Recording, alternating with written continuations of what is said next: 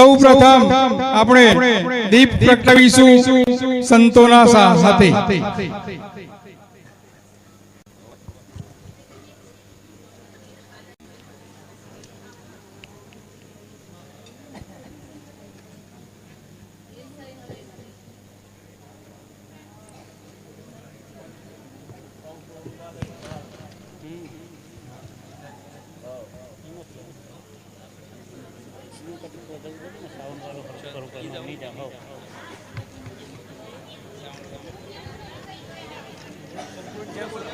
બોલો સદગુરુ મહારાજનો જય।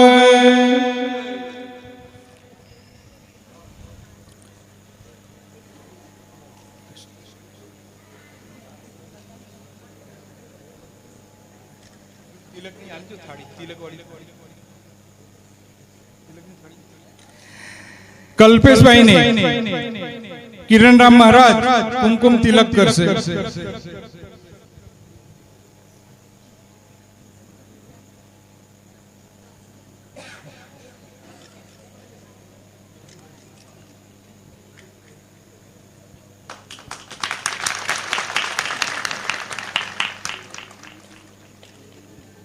ગાયના દૂધમાંથી બનાવેલ માવાની કેકનો પ્રસાદ ખવડાવી મોં મીઠું કરીશું।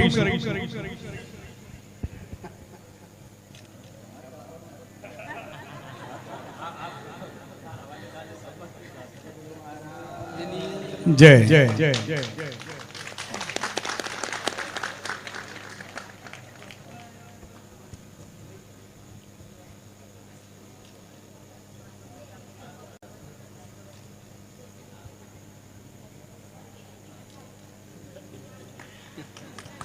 બોલો સદગુરુ મહારાજનો જય।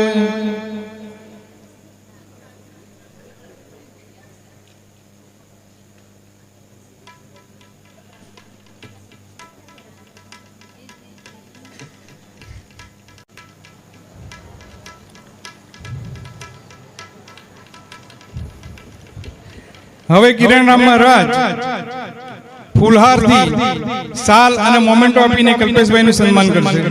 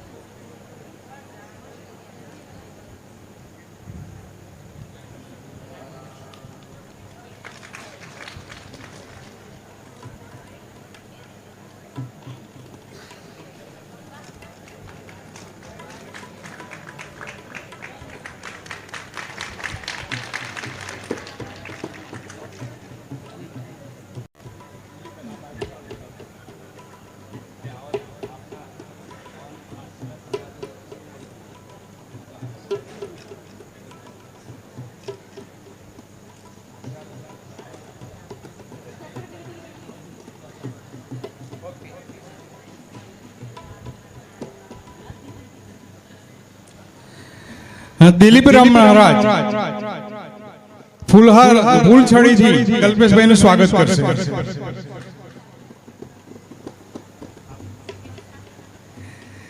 સાલ મોમેન્ટો પણ આપશે।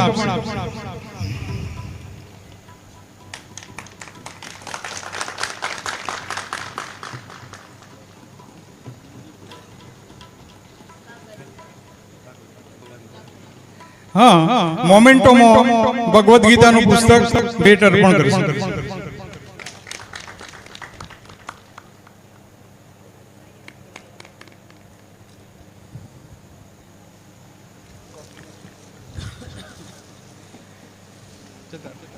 કલ્પેશભાઈનું અડાઠમ પ્રજાપતિ સમાજના મંત્રી શ્રી શિવાભાઈ ભુલાભાઈ મેઢાસણ સાલથી સ્વાગત કરશે।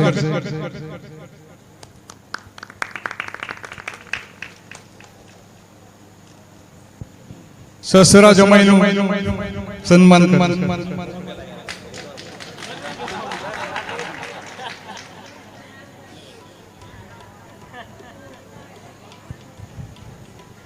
હવે કલ્પેશભાઈ નો પરિવાર શ્રી કિરણરામ મહારાજ મહેન્દ્રરામ મહારાજ નું સન્માન કરશે.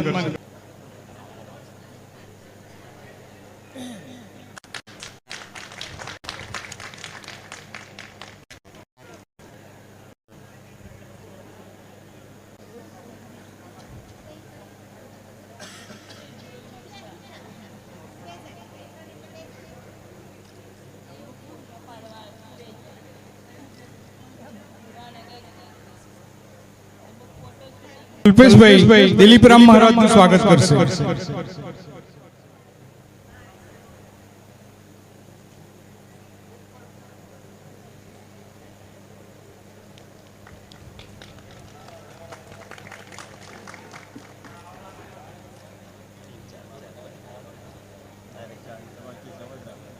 કલ્પેશભાઈના ધર્મપત્ની શ્રીમતી ચેતનાબેન નું દિલીપભાઈ સ્વાગત કરશે.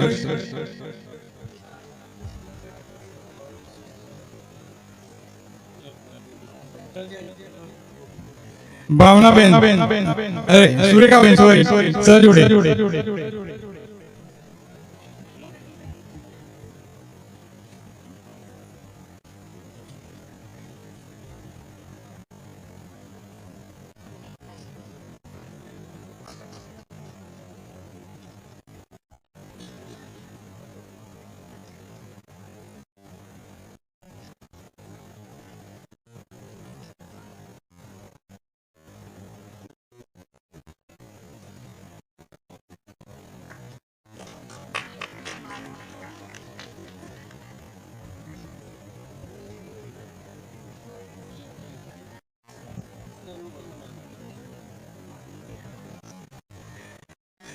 ચેતનાબેન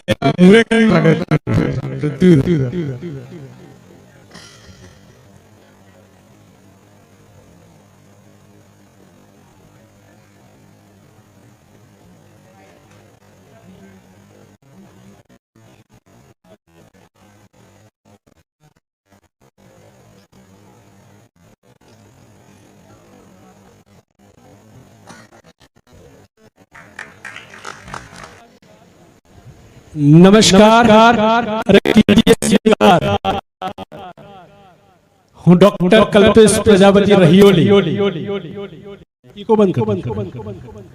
પવિત્ર એકાદશીના દિવસે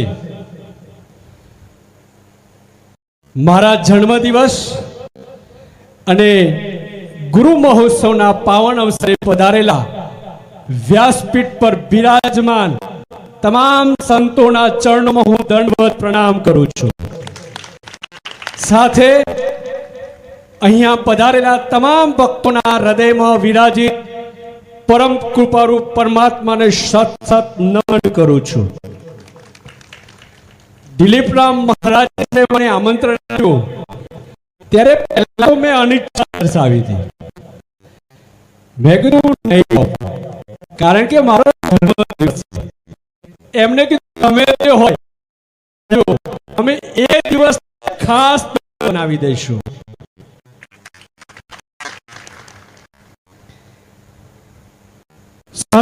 સરપ્રાઈઝ કેવી હોય?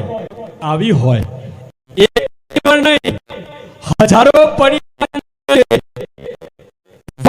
વીરનું બિરુદ આપીને સંપૂર્ણ ભારતીય સંસ્કૃતિ અનુસાર મારો જન્મદિવસ ઉજવ્યો છે. ત્યારે કહેવાય છે साधु संत की कृपा बरसे तो अच्छे अच्छों की किस्मत बदल जाती है।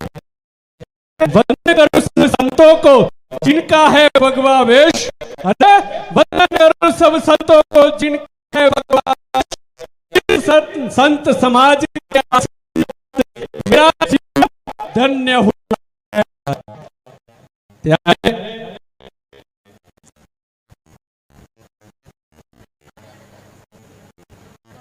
मेरा जीवन धन्य हुआ है आज। एक बाजू भवन छे, एक बाजू वण छे। एक बाजू भवन छे, एक बाजू वण छे। आ वानप्रस्थ उमरे જ્યારે સંતોનું સાનિધ્ય હોય અને સંતોના હાથે જ્યારે મારો જન્મદિવસ ઉજવાતો હોય, એક ક્ષણ મારા માટે સૌભાગ્યની ક્ષણ બનીને આવી છે, ત્યારે હું એટલું જ કહું છું, હોઠો पे मुस्कानी काफी है, अरे दिल पे एक अरमानी काफी है। संतों ने હું એટલું જ કહું છું, महापुरुषों ने होठों पे मुस्कानी काफी है, दिल में एक अरमान काफी है, अरे कुछ नहीं चाहिए आपसे, वक्ता वीर का आशीर्वाद दिया वही एहसानी काफी है। તમામ ભક્તોને હું નત કરીને હું કહું છું કે બાપુ તમારો હતો ને તમારામાં સમાવી લીધો, અરે તમારો હતો ને તમારામાં સમાવી લીધો, માટી બનીને આવ્યો તો મૂર્તિ સાપુર ધામે બનાવ્યો, લોકો કામથી હશો, કોઈ દામથી જાણતા હશે, અરે અમે તો એમને સેવાઓથી જાણીએ છીએ, યજ્ઞ કરાવતું હશે, પણ શામપુર ધામ તો અગ્નિ યજ્ઞ માની મને અન્ન મળ્યા જાણે ભગવાન મળ્યા એમ અન્ય સેવા પારાયણ નિયમિત કરાવ્યું છે, અને વડીલોની મુઠ્ઠી દાન આપવાની પ્રથાને પુનઃ જીવિત કરનાર દિલીપરામ ખાલી ખિસ્સે તમે તો ધનવાન બની ગયા, દિલીપરામ મહારાજ ખાલી ખિસ્સે તમે ધનવાન બની ગયા, તમે તો બની ગયા, અરે ભૂખ સંતાડવી સહેલી નથી સાહેબ, અન્નદાન આપીને તમે તો સમાજ માટે પ્રેરણા રૂપ બની ગયા, પ્રેરણા રૂપ બની ગયા, પ્રેરણા રૂપ બની ગયા। ત્યારે દિલીપરામ મહારાજને મેં પૂછ્યું કે આ નોંધારાના આધાર બનવાની પ્રેરણા તમને કોને આવી? ત્યારે એમને મને કહ્યું હતું કે મારા ગુરુએ ऐसा चुनिए कि प्रेरणा दे, नाकी चिंता और दबाव दे। जो તમે સામાન્ય માણસ તમને ઉપદેશ આપશે, પણ સદગુરુ તો પ્રેરણા આપશે। એ સંસ્કારોને સેવાને આગળ દબાવવા માટે એમને આધ્યાત્મિક શિક્ષા આપીને મહારાજને સેવાના માર્ગે વાળ્યા। એવા અહીંયા ઉપસ્થિત છે, એમના ચરણો પણ હું દંડવત પ્રણામ કરું છું। એમને બિલકુલ બાજુમાં અમારા એવા એક ગુરુ જેમની પાસે દિલીપરામ મહારાજે આધ્યાત્મિક શિક્ષા લીધી છે, એટલે પ્રશિક્ષણના પહરી થઈને પૂજાતા એવા ધનગીરી બાપુ પણ આ વ્યાસપીઠ પર બિરાજમાન છે, મહેન્દ્રરામ બાપુ પણ અહીંયા બિરાજમાન છે। એમની શક્તિ અને એમના આશીર્વાદ પણ દિલીપરામ મહારાજને મળે છે, એટલે તો હું કહું છું તમે દિલીપરામ મહારાજને જો એમની કદ અને કાઠીને લંબાય, કદ કાઠીને લંબાય, અરે લંબાય તો કદાચ એમના માતા પિતાના જીવનના કારણે મળી હશે, પણ આધ્યાત્મિક જગતમાં જે ઊંચાઈ એમની સેવાના હુનરથી જ મળી છે। ત્યારે તમે સેવાના માર્ગે ચાલો છો ને ત્યારે તમે એકલા જ છો, चला था हम जाने मंजिल के जानिए मंजिल लोग आते गए और बनता गए, परंतु गમે તેટલા પ્રામાણિક હો પણ પરમ રૂપાની પરમાત્માની કૃપા મહાપુરુષોના આશીર્વાદ વગર તમે જન કરી આવી શકો ના